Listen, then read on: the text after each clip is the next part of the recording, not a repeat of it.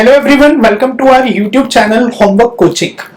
देखिए, अभी तक आप सब जानते हैं कि जैसे कि लॉकडाउन चल रहा है, लॉकडाउन के अंदर लगभग स्टूडेंट्स का पढ़ाई से मन नहीं करता है, पढ़ाई करने का मन नहीं करता है, राइट। तो इसी कारण से बहुत से स्टूडेंट्स ऐसे थे जो पहले प्रिपरेशन कर रहे थे, जिनकी प्रिपरेशन जो है वो बीच में छूट गई होगी, या फिर आप ये बोल सकते हो कि उस तरीके से नहीं चल रही थी जिस तरीके से चलनी चाहिए। तो इन्हीं प्रिपरेशन को थोड़ा सा एनहांस करने के लिए जो हमारा कोचिंग है, हमारी कोचिंग ने थोड़ा सा एक इनिशिएटिव लिया है जिसमें डेली की डेली आपको 40 to 50 क्वेश्चंस का एक सेट शेयर किया जाएगा। ये जो सेट आपके पास शेयर किया जाएगा, इसका आपको वीडियो सॉल्यूशन प्रोवाइड किया जाएगा हमारे ऑफिशियल चैनल ऑफ यूट्यूब पे, राइट। यूट्यूब के ऑफिशियल चैनल पे हम लोग इसको प्रोवाइड करेंगे। जो भी हमारा सॉल्यूशन रहेगा, इस सॉल्यूशन के अंदर हम लोग कोशिश करेंगे कि प्रॉपर डिटेल में आपको बताया जाए कि हर क्वेश्चन का आंसर क्या होगा। इसमें most of the time questions इस तरीके के इन्वॉल्व होंगे जिससे अधिकतर स्टूडेंट्स को कंफ्यूजन होती है आंसर को देते हुए, राइट। तो चलिए हम शुरुआत करेंगे हमारे क्वेश्चंस के सॉल्यूशन से। सबसे पहले मैं आपको बता दूं, जिन लोगों को अभी क्वेश्चंस का अवेलेबिलिटी का पता नहीं है, आप हमारे ऑफिशियल जो हमारा टेलीग्राम ग्रुप है जिसका लिंक आपको डिस्क्रिप्शन बॉक्स में गिवन है, आप उसे भी ज्वाइन कर सकते हैं।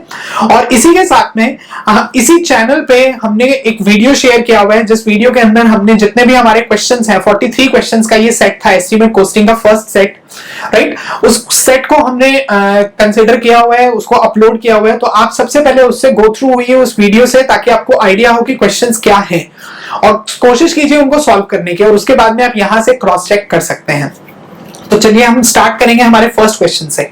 अब देखिए, जो फर्स्ट क्वेश्चन है मेरे पास में, first question is which of the following unit is the unit of measurement of rivets. Which of the following unit is the units of measurement of rivets? Rivet को मेजर करने के लिए जो riveted connections हम लोग use करते हैं steel bodies को कनेक्ट करने के लिए, इसको मेजर करने की यूनिट्स कौन कौन सी हैं? अब ऑप्शंस जो है आपके पास में, पहला ऑप्शन आपको गिवन है बैग्स,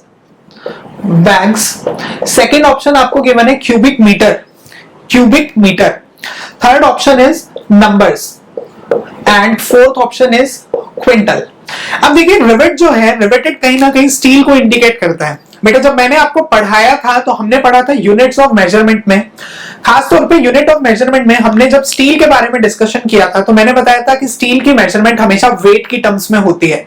तो वेट की टर्म्स में अगर होगी, और इसी के साथ में मैंने आपको एक छोटा सा पॉइंट और भी बताया था, जब स्टील रूफ ट्रेसेस होते हैं तो हम लोग क्या करते हैं, जितना वेट होता है उसके 5% एक्स्ट्रा क्वांटिटी ले लेते हैं इन टर्म्स ऑफ रिवेटेड और बोल्टेड कनेक्शन। तो इसका मतलब जितना वेट मेरे पास रूफ ट्रेस का आएगा उसका 5% एक्स्ट्रा वेट लिया जाएगा, और वेट को कंसीडर करने के लिए इन चारों में से वेट की मेजरमेंट यूनिट कौन सी है? Quintal. Therefore the correct answer will be quintal. तो मतलब नंबर ऑफ रिवेट्स को, इनफैक्ट रिवेट्स को, रिवेटेड कनेक्शंस की मेजरमेंट जो बनेगी वो मेजरमेंट होगी इन टर्म्स ऑफ क्विंटल्स, या आप बोल सकते हैं in terms of weight. Second question पे बढ़ते हैं। Second is which of the following area is not included in plinth area of the building? Which of the following area is not included in the plinth area of the building? First option है आपके पास में area of lofts, second option है आपके पास में area of बरसाती at terrace level, third option is second is area of बरसाती at terrace level, third option is area of wall area at floor level, and fourth option is porches of known cantilever types। देखिए, वैसे तो अगर देखा जाए plinth area की theory के according ये चारों के चारों जो एरियाज हैं इनको हम लोग प्लिंथ एरिया में इंक्लूड करके चलते हैं। इनफैक्ट अगर आप इसके पुराने टाइम के जो थ्योरी को अगर कवर करेंगे ना, तो पुराने जो आर्किटेक्चरल पॉइंट ऑफ व्यू से जो थ्योरी आती है उसमें ये सारे के सारे इंक्लूडेड होते हैं। बट और इनफैक्ट अगर हम लोग प्रैक्टिकली भी फॉलो करते हैं तो प्रैक्टिकली भी हम इन सबको एक साथ लेके चलते हैं। लॉफ्ट जो होता है, लॉफ्ट खासतौर पे शेल्फ होती है जो घर के अंदर सामान रखने के लिए हम लोग यूज करते हैं। बट प्रैक्टिकली अगर देखिए, मैंने बताया कि प्रैक्टिकली तो ये सारे के सारे इंक्लूडेड होंगे, बट थ्योरेटिकली जैसे जैसे रिसेंट एडवांसमेंट आती जा रही है, इनोवेशंस आती जा रही हैं, आज के टाइम पे जो एरिया ऑफ लॉफ्ट्स है इसको अब हम लोग प्लिंथ एरिया के अंदर इंक्लूड नहीं करते, इसको सिर्फ और सिर्फ फ्लोर एरिया में इंक्लूड किया जाता है, राइट। अगर पुराने टाइम के हिसाब से देखोगे, पुरानी बुक्स को पढ़ोगे तो जो लॉफ्ट का एरिया है that will be included in plinth area. लेकिन अब नए कॉन्सेप्ट के बेसिस पे जो हमारा नया आईएस कोड जो रिवाइज हुआ है in in terms of architectural engineering, उसके बेसिस पे हम लोग जो लॉफ्ट है, लॉफ्ट के एरिया को इंक्लूड नहीं करते। बेटा ध्यान रखना, जब भी आपके पास में इस तरीके का है, क्योंकि ये क्वेश्चन बहुत कंफ्यूजिंग क्वेश्चन है, जब भी आपके पास में कोई क्वेश्चन इस टाइप का एग्जाम के अंदर आता है जिसमें आपको इस टाइप के ऑप्शंस दिए हो कि लगभग आपको लगे कि चारों के चारों जो है वो प्लिंथ एरिया का पार्ट है, तो उसके अंदर आपको लॉफ्ट जरूर मिलेगा, आप लॉफ्ट को प्रेफर कीजिएगा उस कंडीशन में, राइट। आगे बढ़ते हैं, जो नेक्स्ट है हमारे पास में, तो इसका करेक्ट आंसर हो जाएगा आपके पास में area of lofts. So the next question is threading in the iron is measured. जो भी हम लोग आयरन में थ्रेडिंग करते हैं, देखिए जो नेल्स होते हैं, जो नट बोल्ट अरेंजमेंट होता है, उसमें हम श्योर आप सबने देखा होगा कि इस तरीके का एक थ्रेड लाइक अरेंजमेंट होता है। जैसे अगर मैं यहाँ पे मेंशन करता हूं तो कुछ इस तरीके का अरेंजमेंट है, यहाँ पे हम लोग थ्रेड्स प्रोवाइड करते रहते हैं। ये जो पार्ट है, this part is known as threading. अब थ्रेडिंग को कैसे मेजर किया जाता है, तो इसके लिए आपके पास में जो यूनिट्स गिवन है वो यूनिट्स हैं। पहली यूनिट है आपके पास में centimetres, second is kilograms, third one is numbers and fourth one is centimetre square centimetres. अब देखो, जो जब हम लोग इसमें थ्रेडिंग को प्रोवाइड करेंगे, जब इस पॉइंट से लेके एंड पॉइंट तक थ्रेड को लेके चलाते हुए जाते हैं, इस तरीके से घुमाते हुए लेके जाएंगे, तो इनडायरेक्टली क्या होगा, इस पॉइंट से लेके इस पॉइंट तक एक कॉन्टिन्यू थ्रेड होगा। तो कॉन्टिन्यू थ्रेड जब भी एग्जिस्ट करेगा तो हम लोग, अब देखो थ्रेड की थिकनेस जो है वो थिकनेस भी नेग्लिजिबल है और इसी के साथ में इसकी हाइट भी नेग्लिजिबल होगी। ये सिर्फ कैसे फॉलो करेगा, एक स्पेसिफिक पाथ को फॉलो करेगा, इसका मतलब लेंथ को फॉलो करेगा। तो थ्रेडिंग को हमेशा लेंथ के टर्म्स में मेजर किया जाता है, ध्यान रखिएगा। और यहाँ पे अगर मैं लेंथ टर्म्स की बात करता हूं तो लेंथ में आपके पास में क्या गिवन है, सेंटीमीटर्स। तो मेरे पास जो करेक्ट आंसर बनेगा वो करेक्ट आंसर बनेगा आंसर ए, सेंटीमीटर्स, राइट। तो यहां से हमारे पास में थर्ड क्वेश्चन का आंसर आया, the threading is measured in terms of centimetres. चलिए आगे बढ़ते हैं, जो नेक्स्ट क्वेश्चन है मेरे पास में, fourth question is calculate the cost of 100 mm thick brick lining of septic tank, 100 mm thick brick lining of septic tank. और जो सेप्टिक टैंक आपको गिवन है, इसकी डायमेंशंस है हमारे पास में 5 metre by 3 metre by 1.5 metre, right. और आगे ये बोलता है if the rate of lining is, अगर लाइनिंग के रेट की अगर हम बात करते हैं, it is 200 rupees per metre square. 100 mm thick brick lining के आपको टोटल कॉस्ट बतानी है कितनी होगी, जब सेप्टिक टैंक के अंदर आपको प्रोवाइड करना है। और सेप्टिक टैंक का डिमेंशन आपको गिवन है 5 metre by 3 metre by 1.5 metre and इसी के साथ में जो रेट दिया है वो रेट आपको दिया है 200 rupees per metre square, right. अब इसके बेसिस पे देखिए, जब भी हम लोग ब्रिक लाइनिंग प्रोवाइड करेंगे बेटा, तो ब्रिक लाइनिंग के अंदर आपको क्या करना है, अब लाइनिंग जो होगी, फॉर एग्जांपल अगर ये टैंक है तो इसके अंदर की साइड में सरफेस की तरफ प्रोवाइड होगी, तो इसका मतलब आपको सरफेस एरिया को कैलकुलेट करना पड़ेगा, राइट। अब सरफेस एरिया आप कैलकुलेट करेंगे, जो भी हमारा टैंक होगा, टैंक के रूफ पे हम कभी भी लाइनिंग प्रोवाइड नहीं करते अंदर की साइड। तो इसका मतलब लाइनिंग जब भी प्रोवाइड होगी तो लाइनिंग सिर्फ कहां आएगी, जो भी हमारा जो चारों दीवारें हो गई, 4 वॉल्स हो गई और इसके साथ में हमारा फ्लोर हो गया। ध्यान रखना बेटा, जब भी आपके पास टैंक का अरेंजमेंट आए, जिस रूम में आप बैठे हो आप उसको अज्यूम कर सकते हो। ये वाला जो पार्ट है ये बन जाएगा लेंथ, इधर से ये वाला पार्ट विड्थ और ये हो गया हमारे पास में हाइट। तो मैंने बताया कि आपको टॉप सरफेस को छोड़ देना है, दोनों तो लॉन्ग वॉल्स आ जाएंगी, दोनों शॉर्ट वॉल्स आ जाएंगी और इसी के साथ हम लोग फ्लोर को इंक्लूड करके चलते हैं। इन सबका सरफेस एरिया आपको कैलकुलेट करना पड़ेगा। तो एरिया ऑफ लाइनिंग, अब देखिए जब भी इस तरीके से लिखा मिलेगा तो यहां पे ये जो पहला पार्ट है ये रिप्रेजेंट करता है लेंथ को, दूसरा पार्ट जो है ये हमेशा रिप्रेजेंट करता है विड्थ को और तीसरा पार्ट हमेशा रिप्रेजेंट करता है हाइट को। LBH ऑर्डर ऑफ बुकिंग मैंने आपको बताया था, तो उस ऑर्डर ऑफ बुकिंग के कॉन्सेप्ट पे ये उठाया गया है 5 LBH। तो इसके हिसाब से लेंथ हो गया, विड्थ हो गया, हाइट हो गया। अब एरिया को कैलकुलेट करने के लिए सबसे पहले फ्लोर एरिया की अगर बात करते हैं तो फ्लोर एरिया में हमारे पास में क्या आएगा, लेंथ इंटू विड्थ। तो 5 इंटू 3। अब इसके बाद में surface area of long walls, सबसे पहले तो लॉन्ग वॉल्स हमारे पास में 2 है, तो इसका मतलब 2 इंटू अब लॉन्ग वॉल्स के अगर एरिया की बात की जाए बेटा, तो हमारे पास में लॉन्ग वॉल की लेंथ है 5 मीटर और हाइट है 1.5 मीटर, तो 2 into 5 into 1.5 plus surface area of short walls, तो शॉर्ट वॉल्स में 2 इंटू, अब मेरे पास में विड्थ कितनी है रूम की, विड्थ है 3 इंटू 1.5, इसको सॉल्व करो, देखो 15 प्लस 9, आपके पास में बना यहां से 39 मीटर स्क्वायर। अब इसी सरफेस एरिया को देखो, ये जो सरफेस एरिया है, एरिया ऑफ लाइनिंग है, आप इसको दूसरे तरीके से भी कैलकुलेट कर सकते हो।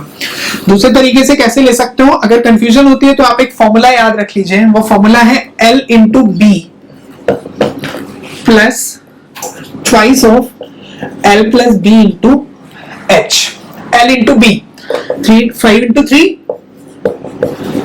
Plus twice of L plus B 5 plus 3 into H, H कितना है हमारे पास में 1.5, देखिए 15 प्लस आपके पास में ये बना 8 इंटू 2 16 इंटू 1.5 24, कितना बन गया 39 मीटर स्क्वायर।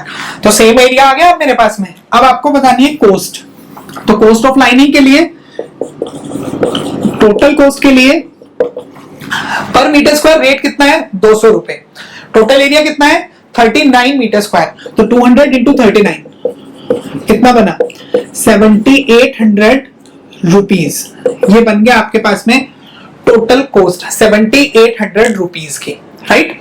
इस तरीके से आप अपना जो भी हमारे पास में कोस्ट आएगी, देखो जरूरी नहीं हमेशा ब्रिक लाइनिंग हो, थिकनेस जो 100 mm थिकनेस थी ये सिर्फ आपको कंफ्यूज करने के लिए दी गई है, इसकी बजाय प्लास्टर वर्क भी आ सकता है, प्लास्टर वर्क के अलावा टाइल वर्क भी आ सकता है, कोई भी अगर आएगा आपके पास में सारा का सारा सॉल्यूशन आपको इसी तरीके से ही लेके चलना है, राइट। आगे बढ़ेंगे नेक्स्ट क्वेश्चन की तरफ। So the fifth question is using prismoidal method, जो फिफ्थ क्वेश्चन है मेरे पास में, फिफ्थ क्वेश्चन ये बोलता है using prismoidal method what is the volume of earthwork required for 10 meter deep pit if the top and bottom dimensions are, top dimension आपको given है यहाँ पे 4 metre by 8 metre, 4 metre by 8 metre, right. Bottom dimensions की अगर बात करते हैं तो बॉटम डायमेंशंस है मेरे पास में 8 मीटर्स बाय 16 मीटर्स, 8 मीटर बाय 16 मीटर, और आपको इसमें जो बताना है, आपको इसमें प्रिज्मोइडल फॉर्मूला का यूज करके वॉल्यूम बताना है। देखिए अब प्रिज्मोइडल फॉर्मूला एक्चुअल में था क्या, प्रिज्मोइडल फॉर्मूला की अगर बात करते हैं तो प्रिज्मोइडल फॉर्मूला या सिम्पसन 1/3 रूल को ही प्रिज्मोइडल फॉर्मूला बोलते हैं। तो ये क्या है h/3 into first area plus last area plus 4 times even number of areas, तो A2 plus A4 plus A6 up to so on, right, plus twice of odd areas A3 plus A5 up to so on, ये बना आपके पास में, right. तो हमने क्या लिखा h/3 into A1 plus AN, first area plus last area plus 4 times even number of areas plus twice of odd number of areas. इन सबको जब मैं इंक्लूड करता हूं ना तो ये बना मेरे पास में टोटल एक्चुअल में हमारे पास में वॉल्यूम प्रिज्मोइडल फॉर्मूला के अकॉर्डिंग क्या आएगा। अब बेटा लेकिन प्रिज्मोइडल फॉर्मूला की एक कंडीशन होती है, मैंने आपको बताया भी था जब मैंने आपको इसकी थ्योरी कवर कराई थी। कंडीशन ये होती है this formula is valid only for odd numbers, odd number of section, but यहां पे जो सेक्शंस अवेलेबल है मेरे पास में वो ऑड नंबर्स नहीं है, वो मेरे पास में सेक्शंस अवेलेबल है इवन नंबर्स, तो इसका मतलब आपको एक सेक्शन ऑड नंबर बनाना पड़ेगा। देखो अब इसका डायग्राम कैसे बनेगा। अब डायग्राम को अगर देखते हैं, इसने बोला टॉप डायमेंशन है 4 metre by 8 metre, top dimension कुछ इस तरीके से एग्जिस्ट करते हैं, बॉटम डायमेंशन कितनी है 8 मीटर बाय 16 मीटर, ऐसा कुछ बना, राइट। अब ये तो था 4 मीटर बाय 8 मीटर का, bottom dimension is 8 metre bye 16 metre, और इसी के साथ में अगर आगे बात की जाए तो अब मुझे एक थर्ड डायमेंशन लेनी पड़ेगी, वो थर्ड डायमेंशन यहां पे हम लोग इसके एवरेज वैल्यू कंसीडर करेंगे। अब 4 और 8 का एवरेज क्या बनेगा 6 मीटर, ठीक है। 8 मीटर और 16 मीटर का एवरेज क्या बनेगा? 8 और 16 का एवरेज आपके पास में बनेगा यहां से 12 मीटर, राइट? तो 8, 6 और 12, अब हमारे पास में 3 डायमेंशंस तो आ गई, लेकिन h कितना होगा? बेटा h जो है यहाँ पे 10 मीटर, वो मुझे टोटल डेप्थ दे रखी है 10 मीटर की, लेकिन एक्चुअल में टोटल डेप्थ नहीं लेनी है। एक्चुअल में कौन सी लेनी है? एक्चुअल में मुझे सिर्फ इतनी डेप्थ को लेके चलना है, और ये सिर्फ इतनी डेप्थ कितनी होगी? ये होगी हमारे पास में 10/2, दैट मींस 5 मीटर। तो अब इनके बेसिस पे आपको अपने क्वेश्चन को सॉल्व करना है। तो देखिए, सबसे पहले तो h/3, तो h/3 की तरह अब मैं क्या लिखूंगा? 5/3 into first area plus last area. First area कौन सा है? 4 इंटू 8, 4 इंटू 8, 8 है ये, राइट? इधर लिख रहा हूं 5/3 into first area is 4 into 8, तो 4 इंटू 8 प्लस लास्ट एरिया कितना है? Last area 8 into 16, 8 into 16 plus, उसके बाद देखो ये बोलता है आगे 4 times even number terms and 2 times odd number terms. अब 4 टाइम्स इवन नंबर टर्म्स की अगर बात करें तो हमारे पास में कौन कौन सी है? देखो A2, A4, A6, इस तरीके से। ये बना फर्स्ट टर्म A1, ये वाली बनी लास्ट टर्म, तो ये वाली इवन ही तो बनेगी, तो इसका मतलब क्या बन गया? 4 टाइम्स A2, और A2 कितना बनेगा? 6 इंटू 12। इसको जब आप सॉल्व करोगे यहां से, तो आएगा आपके पास में वॉल्यूम, और वॉल्यूम के लिए यहां पे आपके पास में जो वैल्यू बनेगी, that value will be 746.67 metre cube. ये बन जाएगा आपके पास में फाइनल आंसर, राइट? इस तरीके से आपको इस क्वेश्चन को सॉल्व करना है।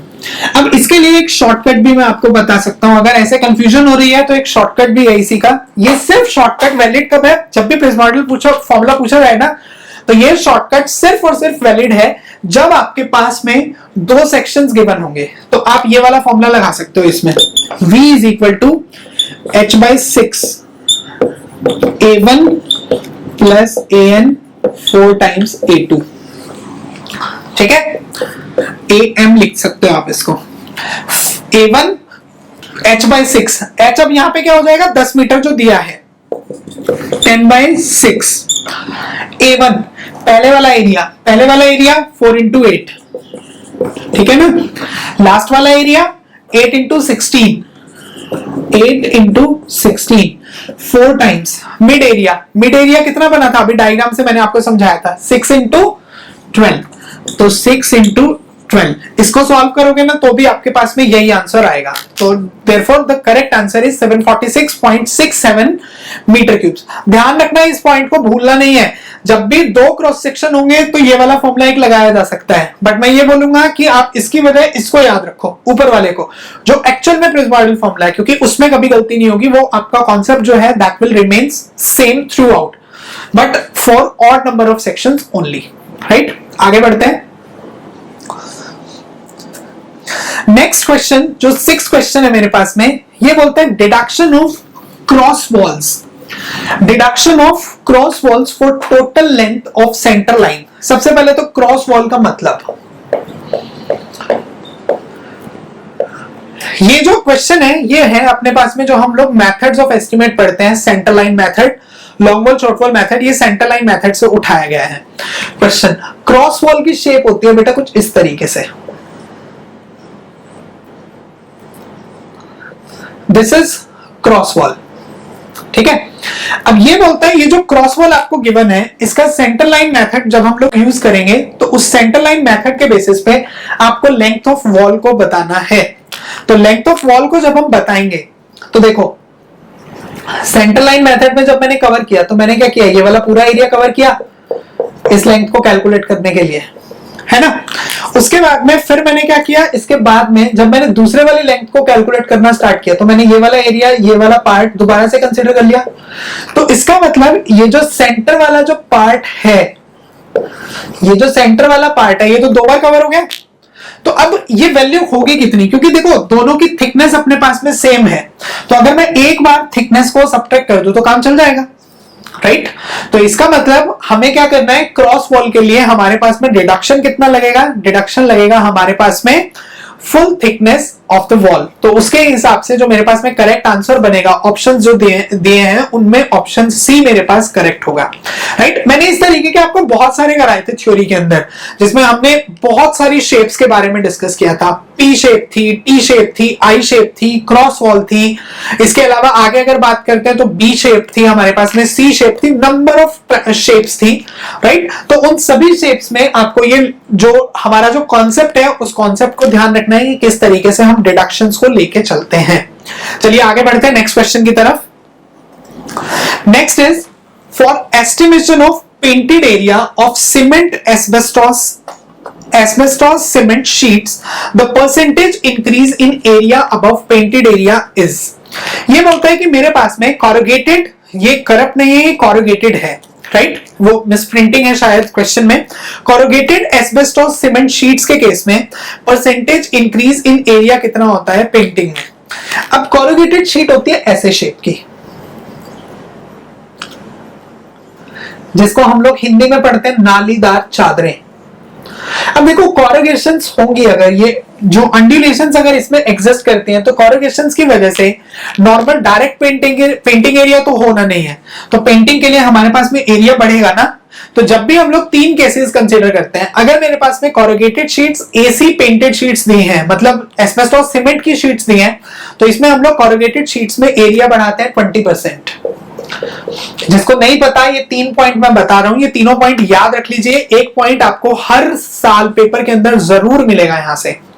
ये बोलता है एस्बेस्टोस सीमेंट शीट्स में पेंटेड एरिया, कॉरुगेटेड शीट्स में पेंटेड एरिया जो बढ़ेगा वो 20% ऑफ पेंटिंग एरिया एक्स्ट्रा लिया जाता है, कंसीडर करते हैं, राइट। ये नॉर्मली शेड्स में आपको देखने मिल सकते हैं, जो हमारे जो शॉप के जो शटर्स होते हैं वहां पे आपको इस तरीके की शीट्स देखने मिल सकती हैं। ऐसे ही जरूरी नहीं है कि एस्बेस्टोस सीमेंट की शीट्स ही हो, ये कई बार स्टील की शीट्स भी हम लोग इसमें यूज करते हैं। अब बेटा स्टील की शीट्स अगर यूज करते हैं तो स्टील की शीट्स में यही वैल्यू रहती है हमारे पास में 14%, ठीक है।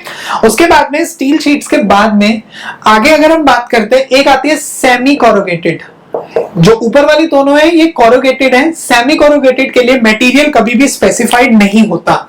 सेमी कॉरुगेटेड शीट्स में this value is taken as 10%। और मोस्टली जो सेमी कॉरुगेटेड शीट्स हैं ये स्टील की आती नहीं है, most of the time asbestos cement की ही शीट्स होती हैं, जिनमें हम लोग पेंटिंग एरिया को लेके चलते हैं, 10% एक्स्ट्रा एरिया लिया जाता है, राइट। इनकी जो शेप है सेमी कॉरुगेटेड की, वो शेप आपको कुछ इस तरीके से मिलेगी, स्ट्रेट, उसके बाद में कॉरुगेशन, ऐसा कुछ आपको देखने मिल सकता है। तो ये अरेंजमेंट है आपके पास में for painting area, increment of painting area on the basis of corrugated and semi corrugated sheets। ये तीनों पॉइंट्स भूलने नहीं है, ये तीनों पॉइंट्स आपको हमेशा याद रखने हैं। चलिए आगे नेक्स्ट क्वेश्चन की तरफ बढ़ते हैं।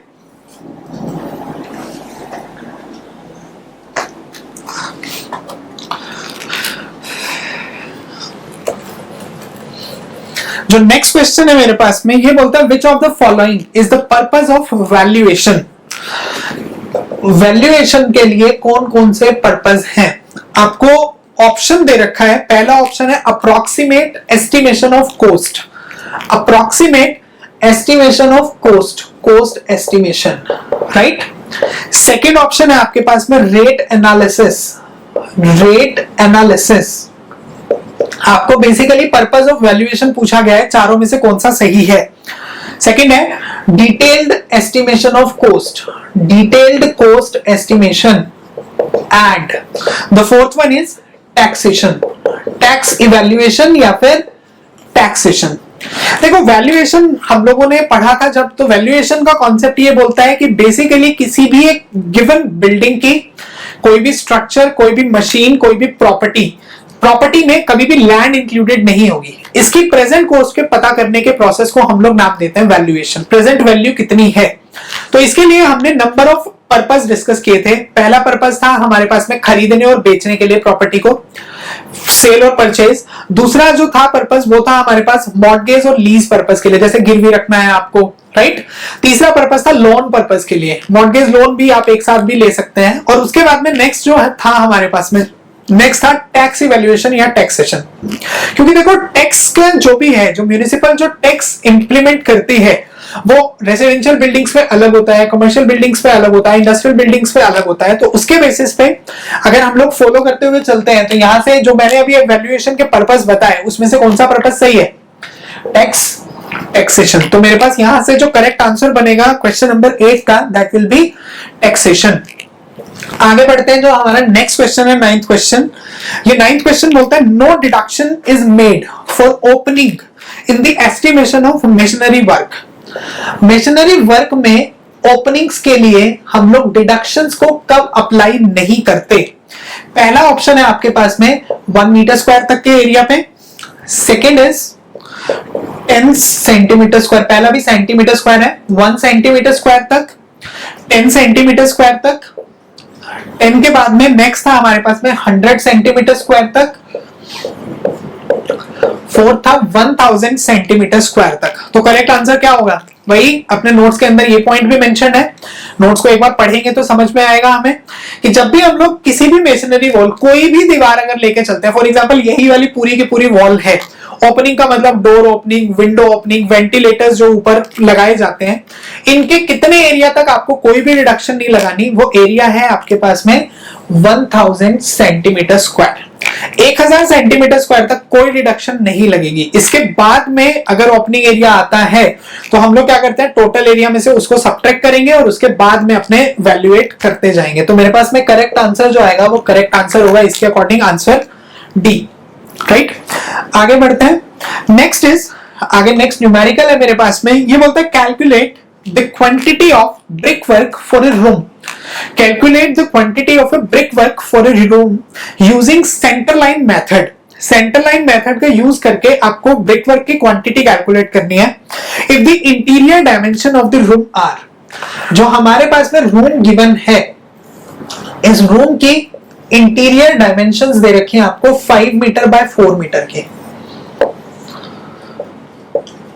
5 मीटर बाय 4 मीटर, ठीक है। आगे बोलता है height of the room is 3.5 metre. जो रूम है आपके पास में, इस रूम की हाइट कितने गिवन है? 3.5 मीटर इसकी हाइट गिवन है।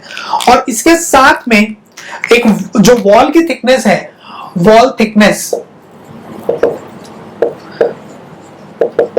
This wall thickness is 300 mm, या फिर आप लिख सकते हैं 30 सेंटीमीटर्स।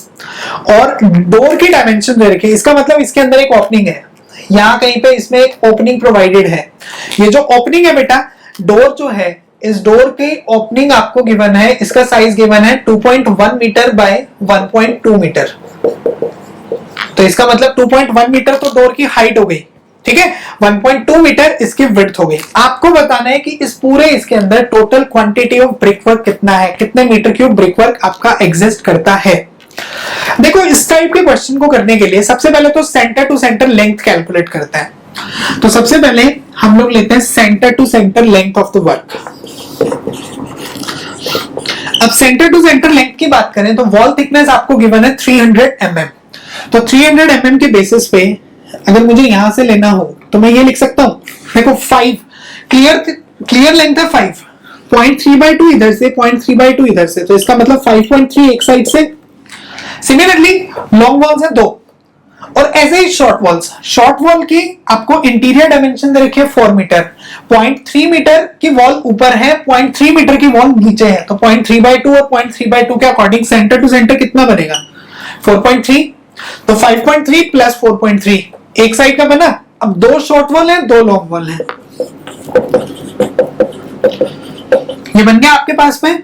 तो टोटल लेंथ कैलकुलेट करो। तो टोटल लेंथ को कैलकुलेट करने के लिए देखिए, ये बना हमारे पास में एक साइड का बना 9.6, तो 9.6 प्लस 9.6 कितना बना? 19.2 मीटर।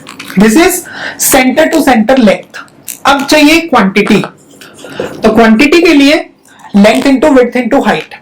लेंथ है 19.2, थिकनेस 0.3 मीटर, हाइट 3.5 मीटर। ये तो हो गया total volume.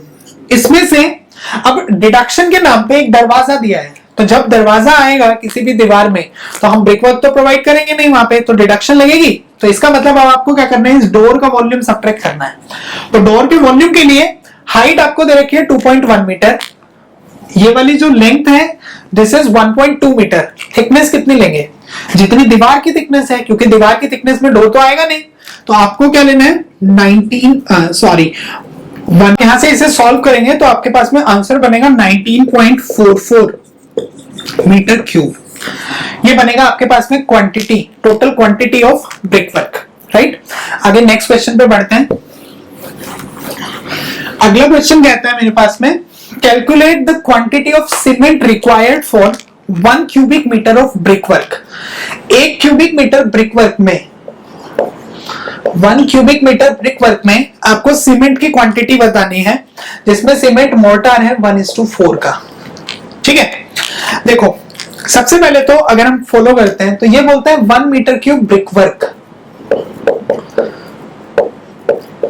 1 metre cube brick work में मैंने बताया था आपको ड्राई वॉल्यूम ऑफ मोर्टार कितना होता है। मैंने आपको प्रूफ भी करके दिखाया था, approximate dry volume of mortar होता है 0.3 मीटर क्यूब। ये याद रखना पॉइंट, क्योंकि ये पॉइंट डायरेक्टली भी पेपर में आ सकता है और इससे न्यूमेरिकल भी आ सकता है। एग्जैक्ट होता है 0.33, बट हम लोग कैलकुलेशंस के बेसिस पे इसी को लेके चलते हैं, राइट। तो ये तो था ड्राई वॉल्यूम ऑफ मोर्टार, तो इसका मतलब 1 मीटर क्यूब ब्रिक वर्क में ड्राई वॉल्यूम ऑफ मोर्टार है 0.3 मीटर क्यूब। आपको बताना है सीमेंट की क्वांटिटी, तो सीमेंट की क्वांटिटी के लिए, अब सीमेंट के लिए कैसे होता था, dry volume of mortar that means 0.3 divided by total ratio 1+4 into cement का प्रोपोर्शन, और सीमेंट का प्रोपोर्शन कितना है 1, तो 0.3/5 इनटू 1 0.06 मीटर क्यूब। तो मेरे पास में आंसर आ जाएगा यहां से 0.06 मीटर क्यूब। तो करेक्ट आंसर बनेगा आंसर बी, जिसमें आपको 0.06 मीटर क्यूब गिवन है, राइट। आगे बढ़ते हैं नेक्स्ट क्वेश्चन की तरफ। बेटा इस क्वेश्चन को सॉल्व करने से पहले मैं एक बार आपको ये जरूर बोलूंगा कि अपने कॉन्सेप्ट को रिवाइज कीजिए, क्योंकि तब तक फायदा नहीं है जब तक आपको कॉन्सेप्ट अच्छे से याद नहीं है। तो कॉन्सेप्ट को रिवाइज करके फिर इन क्वेश्चंस को सॉल्व करोगे तो आपको शायद वीडियो की भी जरूरत नहीं पड़ेगी, आप आसानी से कर लेंगे सॉल्व। तो चलिए बढ़ते हैं नेक्स्ट क्वेश्चन की तरफ। Next question is a building has been purchased. A building has been purchased by a person at cost of 25,000 rupees. तो बिल्डिंग की जो कॉस्ट है, ये कॉस्ट आपको गिवन है 25,000 रुपए। ठीक है, आगे बोलता है the useful life of the building is 40 years.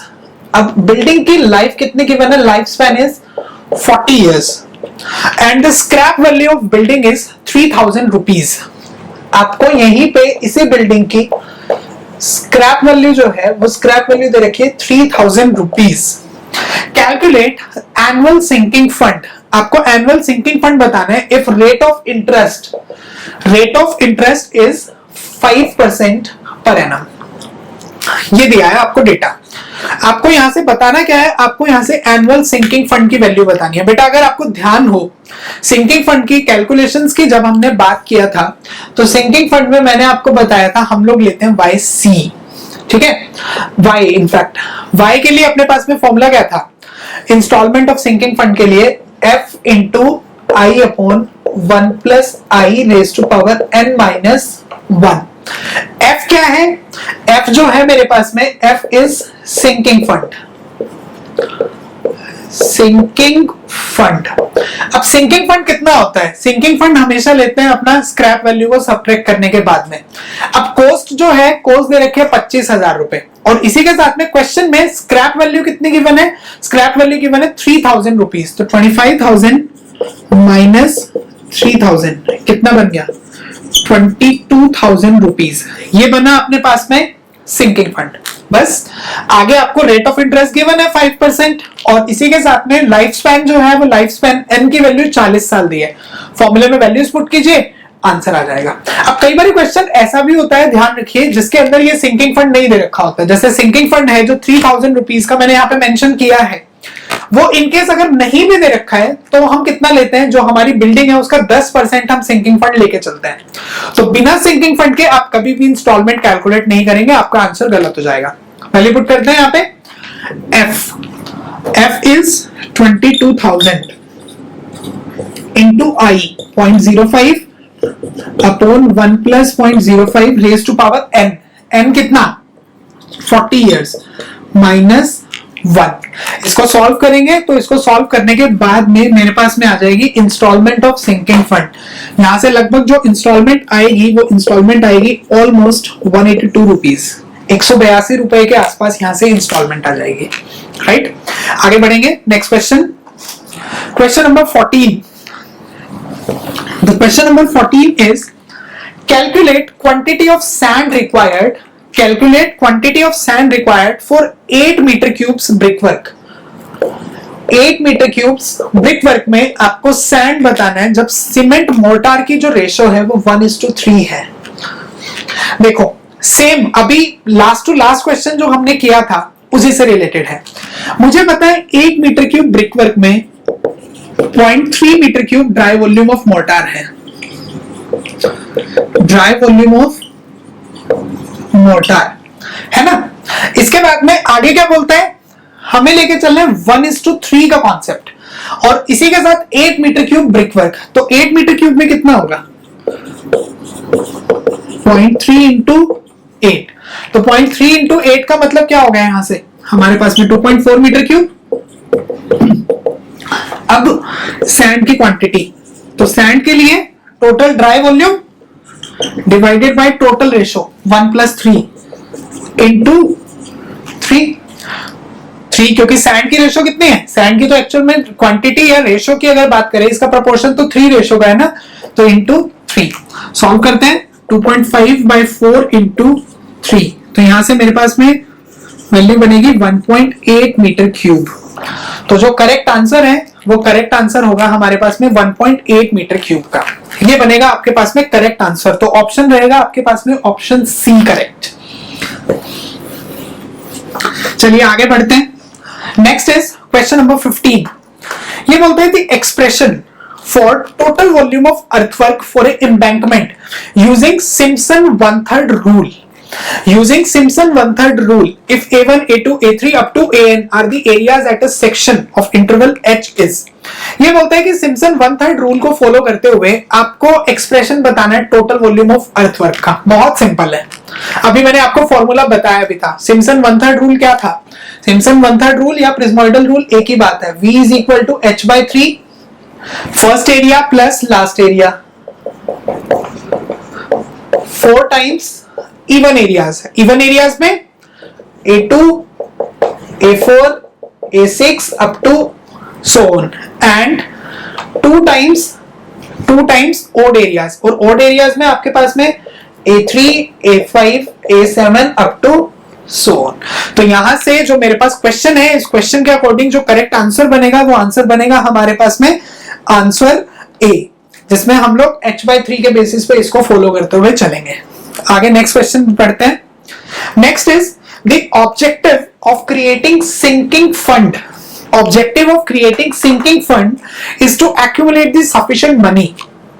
Main objective क्या है सिंकिंग फंड का, सफिशिएंट मनी को इकट्ठा करने का फायदा क्या है।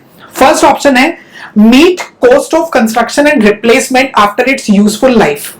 इसकी लाइफ खत्म होने के बाद में कंस्ट्रक्शन की कॉस्ट और इसके रिप्लेसमेंट कॉस्ट को इकट्ठा करना, जोड़ना।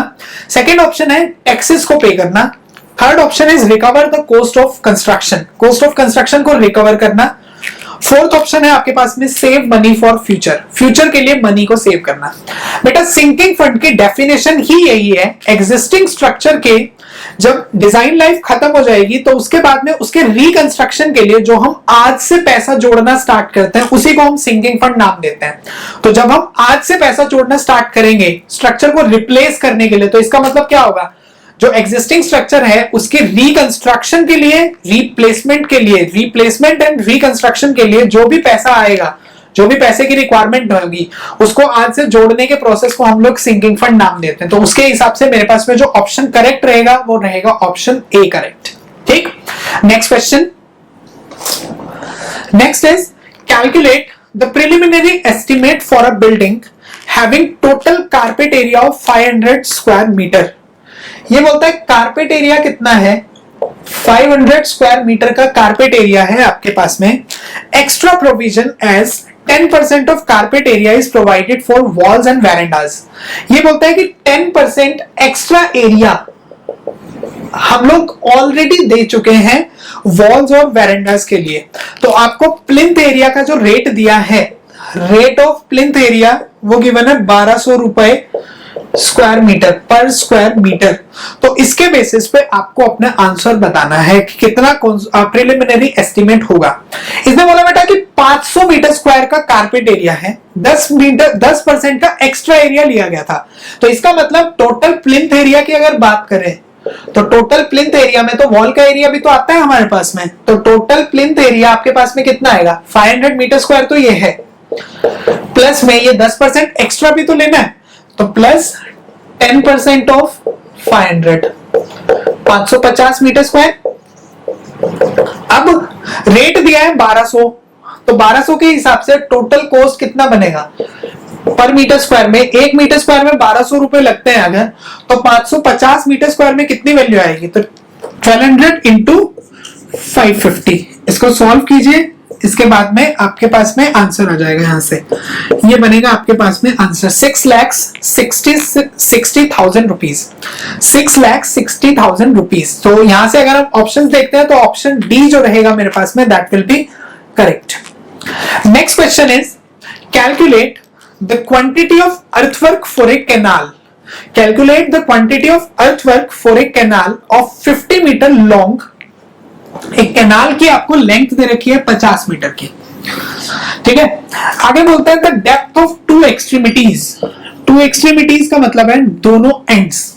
एक एंड पे डेप्थ दे रखी है 3 मीटर की D1, और दूसरे एंड पे जो डेप्थ दे रखी है ये दे रखी है आपको 5 मीटर की।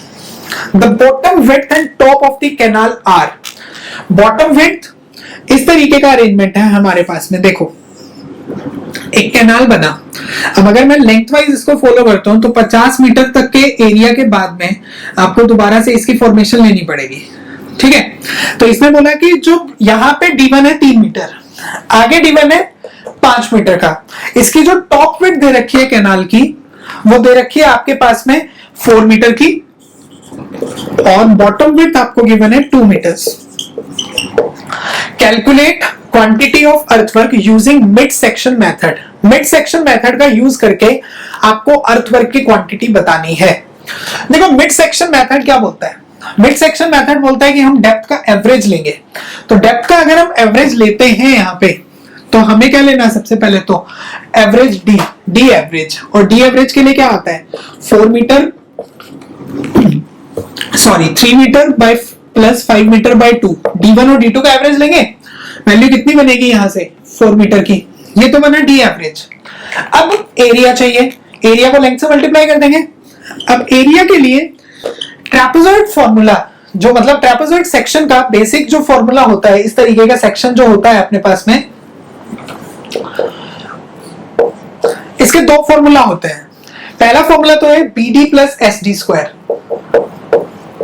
अगर मुझे साइड स्लोप गिवन है, अगर मुझे साइड स्लोप गिवन नहीं है, बॉटम और टॉप विड्थ गिवन है, तो हम लोग इसी के एरिया को क्या लेते हैं B1 plus B2 by 2 into D।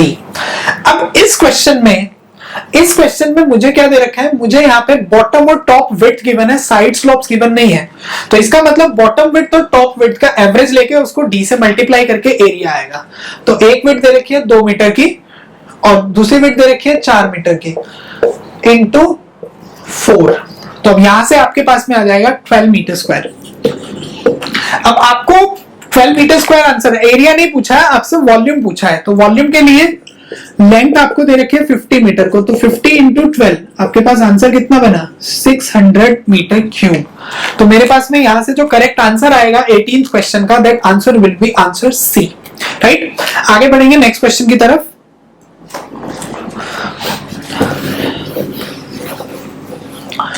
Next question is what is the volume of earthwork in embankment of 10 meter long? एक embankment आपको दे रखी है 10 metre long, right, and 7 metre wide. 7 metre इसके विड्थ दे रखी है, 7 मीटर। साइड स्लोप जो दिया है मुझे, वो साइड स्लोप दिया है 2:1। देखो अब साइड स्लोप वाला आ गया, तो इसमें हम कौन सा फॉर्मूला लगाएंगे, इसमें हम फॉर्मूला लगाएंगे BD प्लस SD स्क्वायर वाला, राइट। एक्चुअल में ये क्वेश्चन जो है, ये क्वेश्चन है SSC JEE 2017 का ये क्वेश्चन। राइट। वैसे तो ये सारे के सारे क्वेश्चन, जितने भी क्वेश्चन दिए हैं, ये किसी ना किसी एग्जाम में आए हुए हैं। ये वाला क्वेश्चन जेईई 2017 का है। इस क्वेश्चन में एक मिसप्रिंटिंग थी, इसमें डेप्थ गिवन नहीं है। इस क्वेश्चन में डेप्थ जो है वो मिसिंग थी, मिसिंग डेटा था ये। अब इस क्वेश्चन को हम लोग जो हमारे ऑप्शंस है उसके हिसाब से, और मैंने जान करके जब इस क्वेश्चन को दिया है, टाइप करवाया, तो मैंने इसमें जान करके डेप्थ को मेंशन नहीं किया, राइट। क्योंकि अगर कोई डेटा आपको मिसिंग लगता है तो आप उस क्वेश्चन को अटेम्प्ट नहीं कीजिए, वो लास्ट में जाके आपको मार्क्स मिल जाएंगे, राइट। तो अभी अगर फिलहाल बात करते हैं, क्योंकि देखो अगर डेप्थ को अज्यूम करके भी करते हो तो सबके अलग अलग आंसर आएंगे, तो इसके हिसाब से फिर आप मार्क नहीं करोगे। अभी इस क्वेश्चन में इसी को करो 3 मीटर की डेप्थ के बेसिस पे सॉल्व, राइट। और फिर देखो ऑप्शन कौन सा करेक्ट आता है। तो यहाँ पे अगर हम फॉलो करते हैं, मैंने बताया साइड स्लोप आपको गिवन है, तो साइड स्लोप के बेसिस पे वॉल्यूम के लिए फॉर्मूला क्या बनेगा, BD plus SD square into L। Width is 7 into 3, depth दे रखी है। साइड स्लोप कितना है 2:1, तो 2 into 3 square into L, L is 10। तो यहां से बना मेरे पास 21 प्लस 18 इंटू 10, 390 मीटर क्यूब। तो मेरे पास में जो ऑप्शंस आपको गिवन है, उन ऑप्शन के हिसाब से जो आंसर रहेगा वो आंसर करेक्ट रहेगा, आंसर डी, ठीक। आगे ये बोलता है, नेक्स्ट क्वेश्चन है क्वेश्चन नंबर 20। अगर मैं बात करता हूं, ये बोलता है विच of the following statement is correct for the length of short wall as we move from earthwork to brickwork in superstructure in long and short wall method। बेटा ये पॉइंट्स मैंने आपको नोट में लिखाए थे, तो नोट्स को अगर आप रेफर करोगे तो long wall short wall method में आपको लॉन्ग वॉल के भी पॉइंट मिलेंगे और शॉर्ट वॉल के पॉइंट भी मिलेंगे। देखो इस तरीके से मैंने आपको समझाया था, हमारे पास में अगर दो वॉल्स के क्रॉस सेक्शन गिवन है,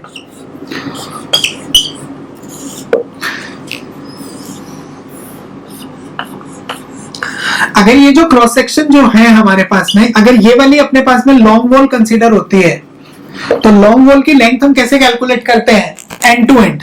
तो एंड टू एंड कंस्ट्रक्शन जब भी होगी, एंड टू एंड कंसीडरेशन होगी, तो जैसे जैसे हम अर्थवर्क से सुपर स्ट्रक्चर की तरफ मूव करते हैं तो वैल्यू डिक्रीज हो रही है ना। लेकिन हमें यहाँ पे लॉन्ग वॉल का नहीं पूछा, हमें पूछा है शॉर्ट वॉल का, और शॉर्ट वॉल की वैल्यू कैसे कैलकुलेट होती है, इन टू इन। इसका मतलब इन टू इन डायमेंशंस लेके चलनी है। तो इन टू इन डायमेंशन में as we move from earthwork to super structure, as we move from earthwork to super structure और plinth level, length of short wall जो है वो इंक्रीज होगा। और अगर यहीं पे लॉन्ग वॉल आता है तो लॉन्ग वॉल में फिर हम आंसर लेते, आंसर जो हमारी जो लेंथ ऑफ लॉन्ग वॉल है वो डिक्रीज करता। तो इसके हिसाब से आपका आंसर जो रहेगा वो आंसर सी रहेगा, length of long wall increases. Next is question number 21। Question is, calculate the quantity of earthwork in cubic meter.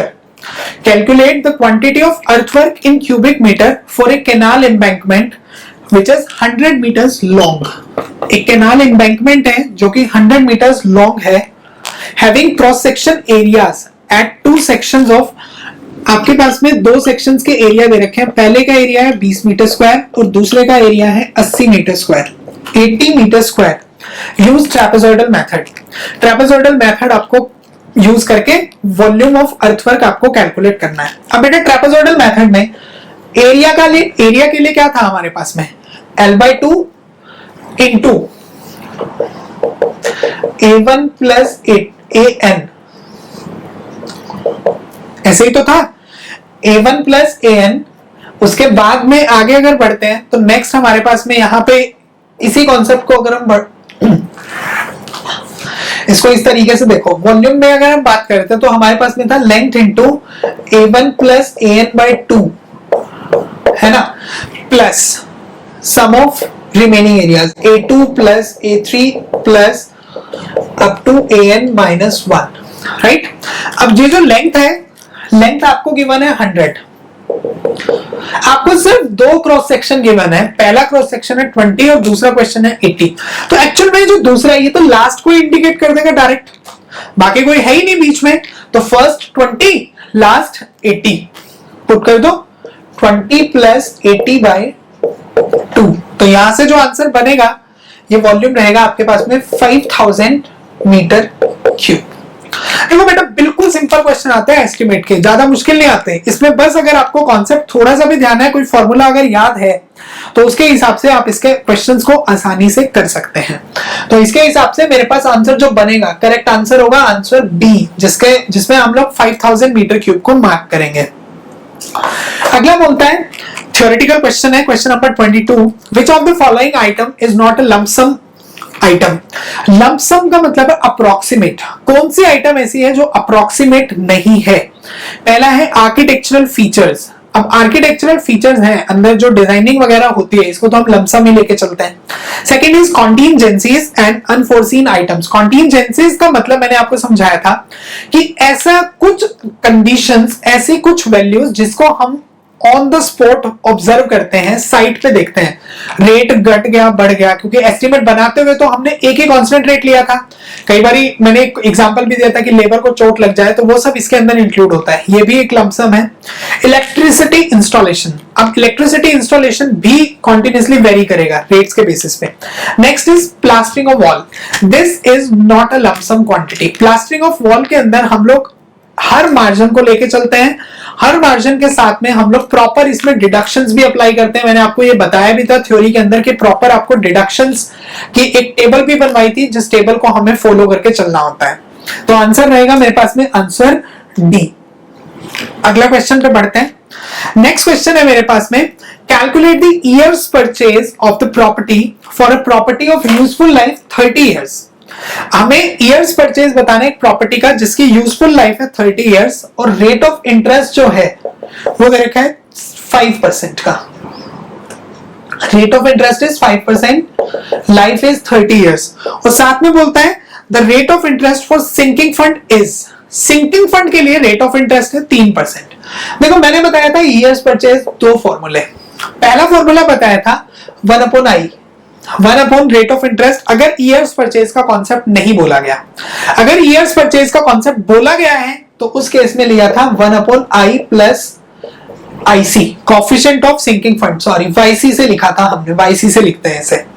तो अभी फिलहाल ईयर्स परचेज का कॉन्सेप्ट अगर दिया है तो हम लोग कोएफिशिएंट ऑफ सिंकिंग फंड भी लेंगे यहाँ पे, और इसके लिए जो रेट ऑफ इंटरेस्ट दिया है कोएफिशिएंट ऑफ सिंकिंग फंड के लिए, दैट इज 3%। तो पहले कोएफिशिएंट कैलकुलेट करो YC, फिर इस फॉर्मूले में पुट करके आंसर आएगा। अब YC कितना है? I/1 plus I raise to power n minus 1। I is 3%, 0.03, 1 plus 0.03 raise to power n minus 1। इसको जब आप सॉल्व करोगे तो यहां से आपके पास में लगभग जो वैल्यू बनेगी वो वैल्यू बनेगी लगभग 0.025 के आसपास में।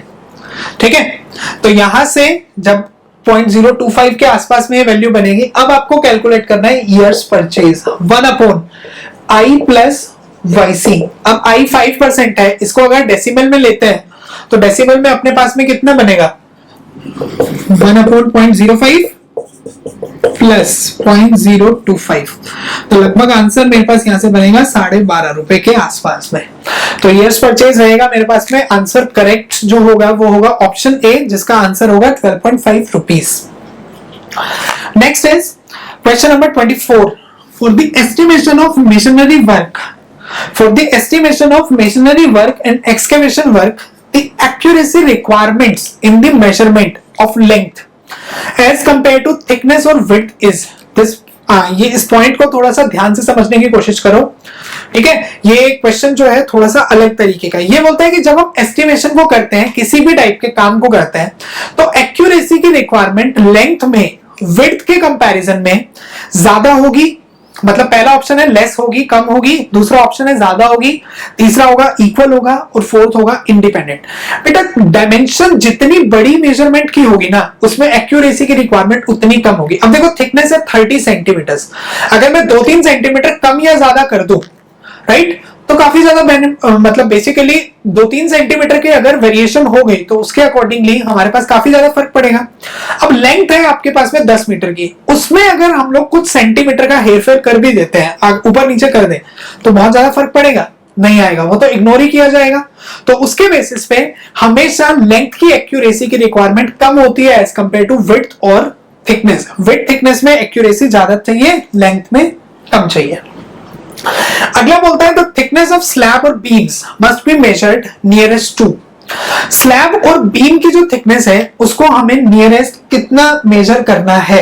अब बेटा अगर इसके नियरेस्ट की अगर हम बात करते हैं तो मैंने आपको डिग्री ऑफ एक्यूरेसी बताया था जिसमें हमने 5 पॉइंट्स डिस्कस किए थे। लेंथ को 1 सेंटीमीटर तक मेजर करते हैं, ठीक है।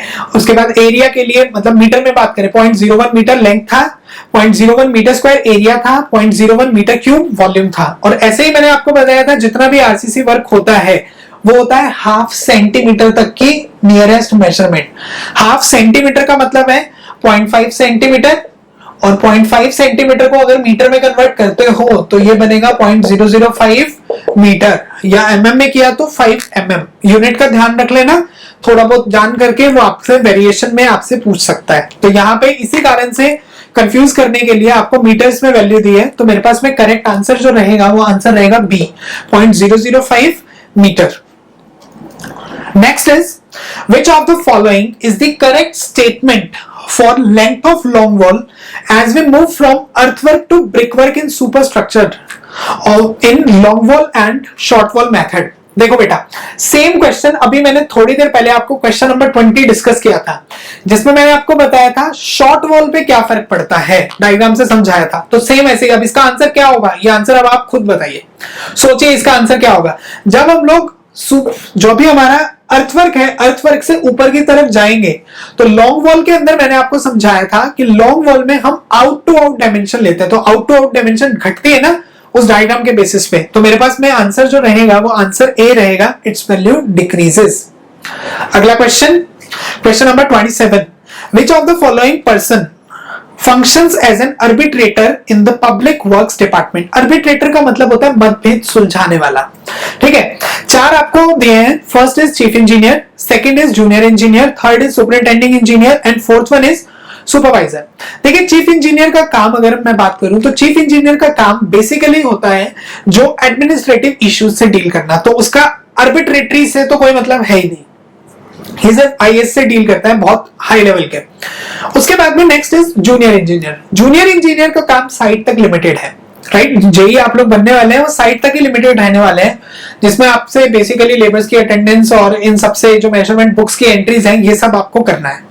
सुपरिटेंडिंग इंजीनियर का काम होता है आर्बिट्रेटरी इश्यूज को सुलझाना, मतभेद को सुलझाने का, कि जब भी कभी जेई का कोई भी इशू होगा, जैसे कई बार ऐसा होता है हम सुनते हैं कि जेई या एई सस्पेंड हो गए, तो वो सस्पेंशन का जो पूरा का पूरा डिसीजन है वो कहीं ना कहीं एससी के पास में आता है, सुपरिटेंडिंग इंजीनियर के पास में। So the correct answer will be superintending engineer who acts as an arbitrator for public works department. Next is 28th question. 28th question is calculate the quantity of earthwork in cubic meter for 100 meter embankment. 100 metre की embankment में आपको earthwork की quantity बतानी है जिसकी length दे रखी है 3 metre की, ठीक है। सॉरी, लेंथ तो दे रखी है आपको 100 मीटर्स की, लेंथ इज 100 मीटर्स। आगे बोलता है हाइट जो है 2 एक्सट्रीम एजेस पे, पहले वाले पे हाइट दे रखी है 3 मीटर, दूसरे वाले पे हाइट दे रखी है 5 metre. Top width of embankments are, top width of embankments are 2 metre and 4 metre in at 2 extreme edges. मतलब पहले वाली एज पे, जिस एज पे डेप्थ 3 मीटर है वहां पे विड्थ कितनी है 2 मीटर की, जिस एज पे डेप्थ दे रखी है आपको 5 मीटर की वहां पे विड्थ कितनी है, वहां पे विड्थ कितनी है आपके पास में, वहां पे विड्थ है आपके पास में 4 मीटर की, ठीक है। तो इनके बेसिस पे आपको और साथ में साइड स्लोप दिया है 2:1 का, side slope is 2:1। Use trapezoidal method and calculate the quantity of earthwork. Trapezoidal method को यूज करके आपको अर्थवर्क की क्वांटिटी बतानी है। देखो बेटा, ट्रेपेजोइडल मेथड के लिए पहले चाहिए एरिया, साइड स्लोप 2:1। अब एरिया के लिए फॉर्मूला तो एक ही है, BD plus SD square, BD plus SD square. तो अब A1 कैलकुलेट करते हैं, तो A1 के लिए हमारे पास में B1 दे रखा है, D1 दे रखा है, साइड स्लोप तो सेम रहने ही वाला है, तो 2 into 3 प्लस 2 into 3 स्क्वायर। तो यहां से आपके पास बना देखिए 6 प्लस 18 24 मीटर स्क्वायर A1। ऐसे ही आगे बढ़ता हूं A2 से। अब A2 कितना गिवन है, A2 के लिए B into D, B2 into D2, 4 into 5 plus 2 into 5 square. तो यहां से मेरे पास वैल्यू बनेगी 70 मीटर स्क्वायर। अब देखिए आगे लेंथ दे रखी है 100, आगे तो बिल्कुल सेम ही है, कोई ज्यादा नहीं है। तो वॉल्यूम के लिए अब हम क्या करेंगे, वॉल्यूम के लिए L into A1 plus A2 by 2। तो A1 इज 24, 70 बाई 2। तो मेरे पास में यहां से जब आप इसको सॉल्व करेंगे तो आपके पास में आंसर आएगा यहां से लगभग 4700 मीटर क्यूब्स। तो 4700 मीटर क्यूब के बेसिस पे आपके पास में जो करेक्ट आंसर रहेगा वो आंसर होगा आंसर डी, राइट। आगे बढ़ते हैं। Next is question number 29। Simple सा है, theoretical question. For supply the line is measured. Supply के लिए लाइन को हमेशा हम लोग मेजर करते हैं क्विंटल्स की टर्म्स में, राइट। सस्ता आता है जिसके कारण से इसको क्विंटल के पर क्विंटल हम लोग इसका मेजरमेंट बोल सकते हो या रेट को हम लोग लेके चलते हैं। Next is what percentage of cost the estimate is provided for work charge establishments. Work charge establishments का मतलब है सपोर्टिंग जो होता है, सपोर्टिंग स्टाफ जो होगा। तो जैसे बेसिकली हम लोग कई बार क्या करते हैं, साइट के ऊपर जो भी हमने वॉचमैन्स रख दिए, चौकीदार जो हैं, इन सब के लिए हम लोग इंक्लूड करते हैं वर्क चार्ज एस्टैब्लिशमेंट्स में, जिनकी वैल्यू होती है 2% टू 5%। तो यहाँ पे आपके पास में जो करेक्ट ऑप्शंस हैं वो करेक्ट ऑप्शन रहेगा आपके पास में 2%, क्योंकि आपको ऑप्शन दे रखे हैं 2, 8, 10 एंड 15। तो उसके बेसिस पे जो करेक्ट ऑप्शन रहेगा वो ऑप्शन रहेगा आपके पास में 2%। Next question is calculate the years purchase for a property of useful life 30 years with rate of interest of 5%। बेटा रेट ऑफ इंटरेस्ट 5% है और यूजफुल लाइफ 30 years। इसमें सिंकिंग फंड का कोई कॉन्सेप्ट नहीं बोला। जब तक सिंकिंग फंड का कुछ नहीं बोला तो हम लोग सिंकिंग फंड को इंक्लूड भी नहीं करेंगे। तो ईयर्स परचेज के लिए सिंकिंग फंड अगर यूज नहीं होता तो 1/i, और 1/i का मतलब 1/0.05। तो आंसर रहेगा आपके पास में 20 रुपीज। ईयर्स परचेज मैंने आपको डेफिनेशन में बताई थी कि 1 रुपए की इनकम के लिए कितना पैसा इन्वेस्ट करना पड़ेगा 1 साल के लिए, हम लोग उसको बोलते हैं ईयर्स परचेज। तो इसका मतलब 1 रुपए की इनकम के लिए 5% रेट के हिसाब से आपको 20 रुपए इन्वेस्ट करने पड़ेंगे। Next question is what percentage of cost of estimate provided for tools and plants.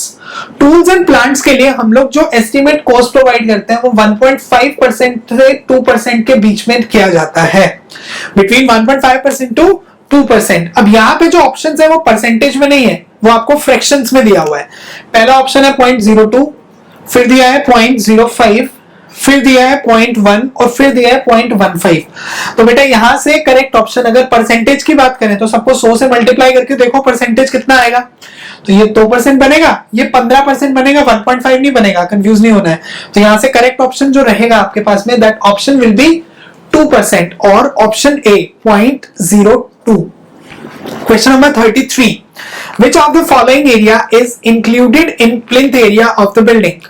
कौन से एरिया को हम प्लिंथ एरिया में इंक्लूड करते हैं?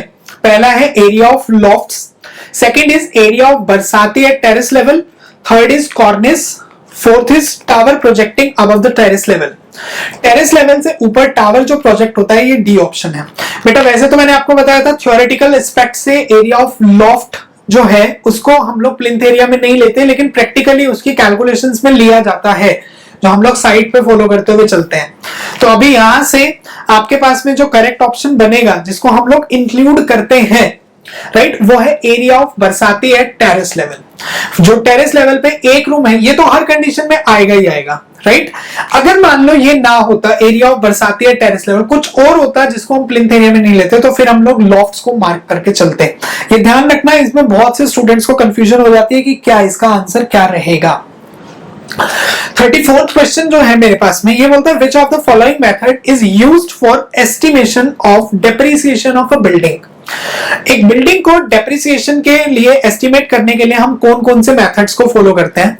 मैंने बताया था 2 मेथड्स, एक था मेरे पास में स्ट्रेट लाइन मेथड डेप्रिसिएशन के लिए, एक था स्ट्रेट लाइन मेथड, और इसके अलावा दूसरा जो मेथड था हमारे पास में, दूसरा मेथड था हमारे पास में constant percentage method, constant percentage rate method. तो अब देखिए ऑप्शन कौन सा सही है इसमें, चार ऑप्शन है, constant percentage method, direct comparison method, logistic curve method and rental method. Option A is correct, constant percentage rate method. Next is calculate the quantity of coarse aggregates for a isolated rectangular footing of size 3 metre by 2 metre. ये question आपको मेरे notes में भी मिल जाएगा, देख सकते हैं आप उसमें। 3 मीटर by 2 मीटर की एक आइसोलेटेड फुटिंग है, ये तो हो गया इसका प्लान एरिया, जिसमें जो हमने मोटर जो कंक्रीट यूज किया है that is 1:2:4 and the depth of footing is, जो फुटिंग की थिकनेस है वो थिकनेस आपको दे रखी है 600 mm। तो पहले तो वॉल्यूम ऑफ कंक्रीट कैलकुलेट करते हैं। वॉल्यूम ऑफ कंक्रीट की अगर बात करते हैं तो वॉल्यूम ऑफ कंक्रीट के लिए क्या आता है, length into width into height, ये बना। तो वैल्यू कितनी बनी 3.6 मीटर क्यूब। ये बना बेटा dry wet volume of concrete. इसी को ड्राई वॉल्यूम में कन्वर्ट करने के लिए, तो ड्राई वॉल्यूम के लिए हम क्या लेते हैं, इसको 1.54 से मल्टीप्लाई करना है, तो 1.54 इंटू 3.6।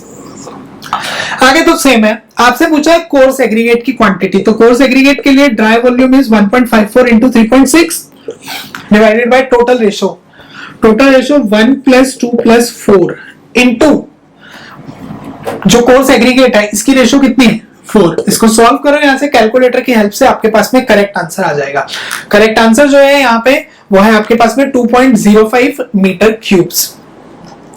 बेटा इस तरीके के क्वेश्चन अगर एग्जाम में आते हैं ना, तो इसके लिए अपने पास कैलकुलेटर नहीं होता, तो अप्रोक्सीमेट कैलकुलेशंस करके देखो अप्रोक्सीमेटली कितना आ रहा है, तो उसके हिसाब से आप अपने आंसर्स दे सकते हैं, राइट।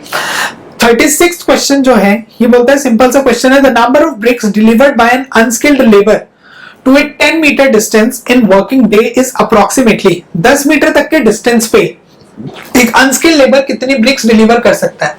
बेटा अप टू 15 मीटर के डिस्टेंस तक जो नंबर ऑफ ब्रिक्स होती हैं वो लगभग होती है 4000 से 4500 के बीच में। अप टू 15 मीटर डिस्टेंस, तो 10 मीटर दे दे, 5 मीटर डिस्टेंस दे दे, डोंट गेट कंफ्यूज्ड। आंसर आपके पास में 4000 से 4500 की रेंज के बीच में ही रहेगा। तो यहां से जो ऑप्शन आपके पास में सही है वो ऑप्शन सी करेक्ट है, जिसमें 4200 आंसर है। नेक्स्ट इज, देखिए अगला क्वेश्चन तो बहुत ही सिंपल है। ये बोलता है वॉल्यूम ऑफ अर्थवर्क कैलकुलेट करो। एम्बैंकमेंट की लेंथ दे रखी है L, विड्थ दे रखी है B, डेप्थ दे रखी है D और साइड स्लोप है S। सिंपल है, वॉल्यूम का फॉर्मूला अभी बताया था, BD प्लस SD स्क्वायर, तो एरिया बन गया और लेंथ से मल्टीप्लाई कर दो तो वॉल्यूम। तो करेक्ट आंसर है मेरे पास में आंसर D। देखिए कितने सिंपल क्वेश्चंस हैं इसके। Next is cleaning and the fixing of glass panels is measured in.